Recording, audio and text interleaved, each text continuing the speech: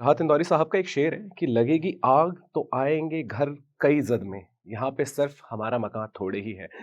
तो राहत इंदौरी साहब का ये जो शेर है ना, आजकल मतलब मेरे को बिल्कुल फिट बैठता हुआ दिखाई देता है मनीष कश्यप पे। तो मनीष कश्यप जैसे अभी आप पूरी की पूरी कंट्रोवर्सी देख रहे होंगे कि मनीष कश्यप इन दिनों बिहार पुलिस की गिरफ्त में हैं और उनके ऊपर कई सारे मामले हैं। तो काफ़ी सारे वीडियोज़ उनके सपोर्ट में और काफ़ी सारे वीडियोज़ उनके बारे में आए हुए हैं। बट मैंने मतलब जोश में रहते हुए हमें जो है एक चीज़ अच्छी से सिखाई गई थी, वो थी रिसर्च। तो उस रिसर्च को हमने थोड़ा-सा करा और देखना शुरू किया कि भाई ये बंदा है कौन? क्या करता है? ये सारी चीज़ें तो ऑलरेडी सबको पता ही हैं, ठीक है। तो मनीष कश्यप खुद को पत्रकार कहते हैं, बट हमें ये चीज़ समझनी बहुत सबसे ज़रूरी है कि मनीष कश्यप पत्रकार नहीं है, एक कंटेंट क्रिएटर है। जैसे यूट्यूब पे आपने बाकी कंटेंट क्रिएटर्स को देखा होगा, वो भी बिल्कुल वही कंटेंट क्रिएटर है। अब क्रिएटर के ऊपर सबसे बड़ी रिस्पॉन्सिबिलिटी पता है क्या होती है? उसके ऊपर सबसे बड़ी रिस्पॉन्सिबिलिटी होती है कि अपनी वीडियोज़ को किसी भी तरीके से हाइप पे लेके जाना, मतलब कि ज़्यादा से ज़्यादा व्यू लेके आना, क्योंकि उन व्यूज़ की वजह से ही जो है ना, सारे की सारे जो गेम होता है मोनेटाइज़ वाला, यूट्यूब स्टूडियो वाला, वो सारा का सारा गेम उसी कंटेंट के ऊपर चलता है। तो मनीष कश्यप का है ना, अभी हाल ही में वो गिरफ्तारी किस लिए हुई है, 3-4 केसेज़ हैं, अलग-अलग केसेज़ हैं। बट सबसे ज़रूरी वाला जो मैं अभी रिसेंट जो सीन हुआ है, वो ये हुआ था कि मनीष कश्यप ने एक ट्विटर पे अपने एक वीडियो शेयर किया है, जिसमें उन्होंने ये बताया कि तमिलनाडु में जो बिहार से गए हुए मज़दूर हैं, उनके साथ मारा-पीटी हो रही है या फिर उनके उनके पैसे नहीं दिए जा रहे हैं। ऐसे ही बहुत सारे उन्होंने आरोप लगाए। और ये मामला उन्होंने तो सिर्फ़ एक कंटेंट क्रिएशन के उससे करा, बट ये बढ़ते-बढ़ते मामला इतना बढ़ गया कि 2 स्टेट्स की police, Bihar police, Tamil Nadu police, दोनों ने मिलके इसकी जाँच करनी शुरू कर दी। मतलब बाकायदा बिहार पुलिस की एक टीम तमिलनाडु गई, जहाँ पे उन्होंने जाकर के देखा कि कहीं पे कोई ऐसी बात तो नहीं हो रही, कहीं कुछ ऐसा कुछ हो तो नहीं रहा। बट फाइनली पता लगा कि नहीं, ऐसा कुछ भी कहीं नहीं हो रहा है, तमिलनाडु में है।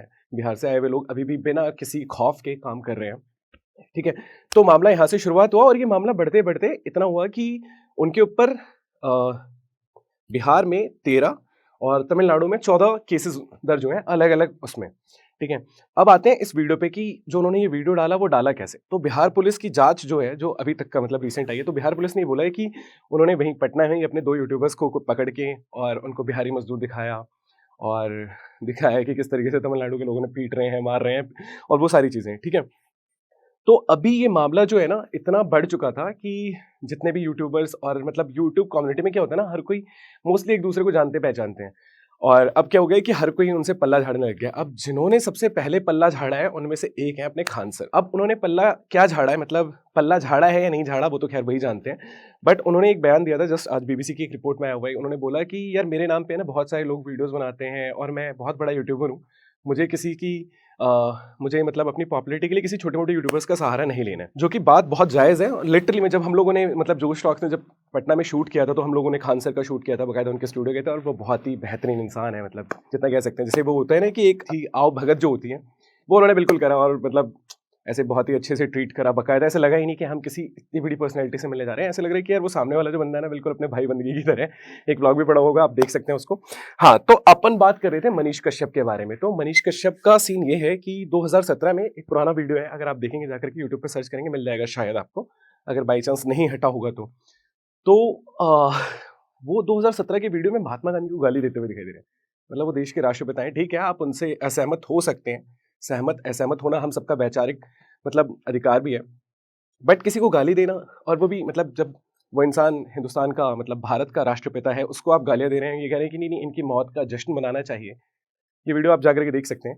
और हाँ, तो पहला मामला ये हुआ। अब दूसरा मामला आता है 2019 का, जिसके तहत जो बिहार पुलिस ने है, उनको पकड़ा है मनीष कश्यप को। तो वो मामला क्या था? वो मामला था रंगदारी का। अब वो रंगदारी कहाँ से आई, कैसे आई? वो पूरा मामला ये है कि मनीष कश्यप जब धीरे-धीरे करके ग्रो हो रहे थे, लोगों के बीच में जान-पहचान बन रही थी। हालाँकि पत्रकारिता वो अच्छी करते हैं, पर ज़रूरी ये नहीं कि जो इंसान पत्रकारिता अच्छा कर रहा हो, वो इंसान भी अच्छा हो। तो ऐसा ही कुछ मनीष कश्यप के मामले में है। तो बिहार पुलिस के में है, क्योंकि जो अभी एफआईआर्स और ये सारी चीज़ें जो हो रही है ना, वो न्यूज़ में ऑलरेडी पहले आ चुकी हैं। बस ये है कि अब उनको असेंबल करना शुरू किया है। तो 2019 के मामले में बिहार पुलिस ने जो उनकी गिरफ्तारी करी है, वो 2019 का मामला है। उन्होंने क्या किया, एसबीआई बैंक है पटना में, वहाँ के ब्रांच मैनेजर को कॉल करके रंगदारी माँगी। ठीक है? और मतलब उनके बारे में बोला कि हम तुम्हारे बारे में अफ़वाह उड़ा देंगे, ये कर देंगे, वो कर देंगे। मतलब जिस तरीके से बिहार के लोग अच्छे से रिलेट कर पाएँगे कि रंगदारी किस तरीके से माँगी जाती है। तो वो रंगदारी माँगी और उसी मामले में इनके ऊपर वो जो है एफआईआर हुई है, ठीक है? तो ये जो पूरा का पूरा अभी तक का जो मैंने आपको बताया, ये सारा अलग-अलग न्यूज़ वेबसाइट्स और इन सारी चीज़ों से निकल कर के आया हुआ है। बाकी लोग भी मना करने लग गए हैं कि नहीं भाई वो मनीष कश्यप को नहीं जानते, क्योंकि ऑलरेडी वो जिस तरीके से काम कर रहे हैं और जिस तरीके से मामले निकलते आ रहे हैं कि भाई ये बंदा रंगदारी भी मांग रहा है, ये बंदा झूठी वीडियोस भी बना रहा है, ये बंदा व्यूज के लिए कुछ भी कर रहा है। तो सब लोगों ने धीरे धीरे करके दूरियां बनाने लग गए हैं। पर अभी तक का मनीष कश्यप का जो पक्ष है वो हमें नहीं पता। तो जैसे ही वो पक्ष आएगा वो भी हम आपको बताएंगे। तो कहने का मतलब ये है कि अभी जो है मतलब पूरी की पूरी जो स्टोरी है, पूरी की पूरी स्टोरी क्या है, ये अलग-अलग मतलब 2017 से लेकर के अगर अभी तक आप सर्च करेंगे तो उनके मामले में बहुत सारे ऐसे किस्से आ जाएँगे जहाँ पे उन्होंने रंगदारी माँगने की कोशिश करी है, धमकाने की कोशिश करी है और झूठ तो जिस तरीके से फैला है वो तो आप देख ही रहे हैं अभी कि 2 स्टेट्स को आपस में ऐसे बिल्कुल सेक्रेटरी लेवल पे आपस में लड़वाने की कोशिश कर दी है। तो ख़ैर ऐसी कुछ और वीडियोज़, कुछ और नई चीज़ें जो भी मेरे को पता लगता रहेगा कि ये सब्जेक्ट बहुत ज़्यादा ज़रूरी है लोगों के बारे में जानना, इसके बारे में पढ़ना बहुत ज़रूरी है। तो ऐसी कुछ वीडियोज़ मैं आपके लिए बनाता रहूँगा और तब तक के लिए बाय।